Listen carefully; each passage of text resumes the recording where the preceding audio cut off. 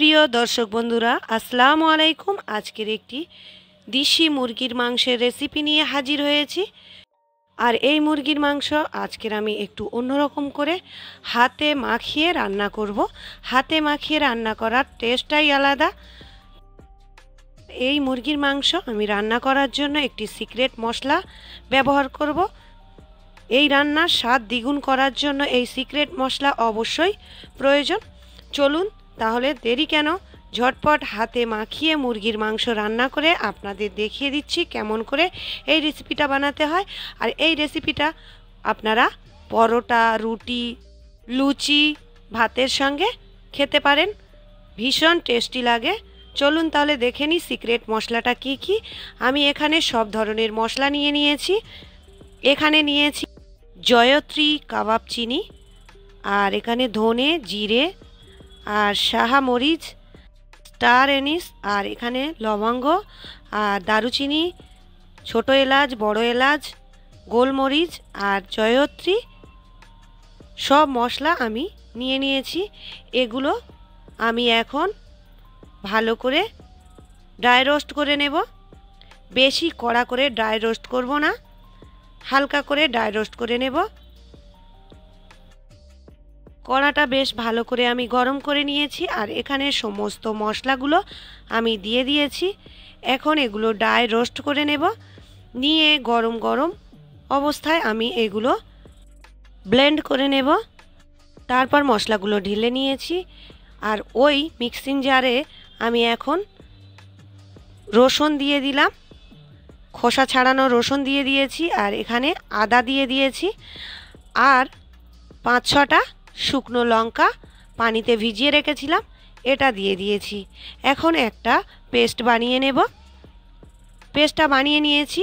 কড়ার মধ্যে আমি এখন মুরগির মাংসগুলো দিয়ে দিচ্ছি। ভালো করে মুরগির মাংস কেটে ধুয়ে নিয়েছি, আর এখন এর মধ্যে আমি 4টে পেঁয়াজ কুচি দিয়ে দিচ্ছি। বড় বড় সাইজের 4টে পেঁয়াজ কুচি করেছিলাম, এর মধ্যে দিয়ে দিয়েছি।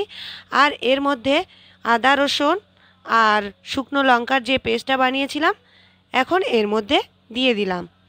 এরপরে এখানে হলুদ গুঁড়ো 2 চামচের মতো ব্যবহার করলাম, আর এখানে আরও কিছু মশলা ব্যবহার করব আমি। লবণটা দিয়ে দিলাম স্বাদ অনুযায়ী, আর এখানে যে মশলাটা বানিয়ে রেখেছিলাম ওই মশলাটা 2 চামচের মতো দিয়ে দিলাম। দিয়ে এর মধ্যে এখন সরিষার তেল দিয়ে দিলাম। দিয়ে এটা আমি ভালো করে সুন্দর করে হাতে মাখিয়ে নেব। তারপরে আমি 2টো তেজপাতা এর মধ্যে দিয়ে দিলাম। দিয়ে এখন হাতে ভালো করে মাখিয়ে নেব। এটা সুন্দর করে যতটা মাখাবেন মুরগির মাংসের টেস্টটা ততটাই হবে। এখন এগুলো হাত দিয়ে আমি 2-4 মিনিটের মতো ভালো করে মাখিয়ে নিচ্ছি, যাতে এর মধ্যে সমস্ত মশলাগুলো ভালোভাবে ঢুকতে পারে। ভালো করে হাত দিয়ে মাখিয়ে এটা আমি 15 মিনিটের মতো ম্যারিনেট করে রেখে দেব। 15 মিনিট পরে ফিরে এলাম। এখন ঢাকা বন্ধ করে যেমন ম্যারিনেট করে রেখেছিলাম ওই অবস্থায় আমি ইন্ডাকশানে বসিয়ে দিলাম।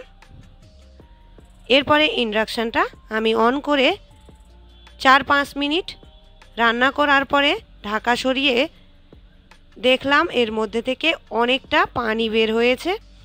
এর মধ্যে আমি একটু একটু করে নেড়ে দিচ্ছি যাতে তলাতে না লেগে যায়। আর দেশি মুরগির মাংস একটু শক্ত হয়, তাই একটু সময় লাগে। আমি সুন্দর করে ভালো করে কষিয়ে নিয়েছি। প্রায় মাংসটা সিদ্ধ হয়ে এসছে, আর দেখতে পাচ্ছেন এর মধ্যে থেকে তেল ছেড়ে দিয়েছে ভালোভাবে। এখন এর মধ্যে আমি 2টো টমেটো ছোট ছোট কেটে দিয়ে দিলাম মাঝখান থেকে হাফ করে, আর এর মধ্যে আমি 3টে আলু কেটে রেখেছিলাম দিয়ে দিলাম। দিয়ে আবারও ভালো করে এগুলো একটু কষিয়ে নেব। দেশি মুরগি কিংবা পোলট্রি মুরগি আপনারা এইভাবে রান্না করতে পারেন, তবে পোলট্রি মুরগি রান্নার সময় বেশি সময় লাগে না। দেশি মুরগিটা একটু শক্ত হয়, তাই একটু সময় লাগে। আবারও মাংস মধ্যে আলুগুলো দিয়ে ভালো করে কষিয়ে নিয়েছি। এখন পরিমাণ মতো গরম পানি এর মধ্যে দিয়ে দিয়েছি। এখন চারদিক থেকে একটু নেড়ে চেড়ে ঢাকা বন্ধ করে দেব। দিয়ে 10-15 মিনিটের মতো আমি রান্না করে নেব। এখন ঢাকা বন্ধ করে দেব। আর এইভাবে আপনারা এই রেসিপিটা বানিয়ে খেতে পারেন, ভীষণ ভালো লাগে। হাতে মাখিয়ে রান্না করলে এর টেস্টটা খুবই ভালো আসে। আর 10 মিনিট পরে আমি ফিরে এসে ঢাকা সরিয়ে আমার রান্না কমপ্লিট হয়ে গেছে। আর এখন একটি পাত্রে করে ঢেলে আপনাদের দেখিয়ে দিচ্ছি কেমন হয়েছে। সব মাংস আলু সিদ্ধ হয়ে গেছে, রান্না আমার একদম কমপ্লিট। আর এখন এটা খাওয়ার জন্য একদম রেডি। তো গরম ভাতের সঙ্গে লুচি, পরোটা, রুটি আপনার যেটা মন চায় সেটার সঙ্গে পরিবেশন করতে পারেন, ভীষণ ভালো লাগে। এই রেসিপি আপনারা অবশ্যই বাড়িতে ট্রাই করবেন। আশা করছি আপনাদের ভীষণ ভালো লাগবে। ভালো লাগলে চ্যানেলটি সাবস্ক্রাইব করে দেবেন, অল নোটিফিকেশান অন করে দেবেন, এতে করে আমার সমস্ত ভিডিও আপনাদের কাছে পৌঁছে যাবে। আমার তো আর তর সইছে না, আমি খেতে চললাম। আজকের এখানেই শেষ করলাম। আল্লাহ।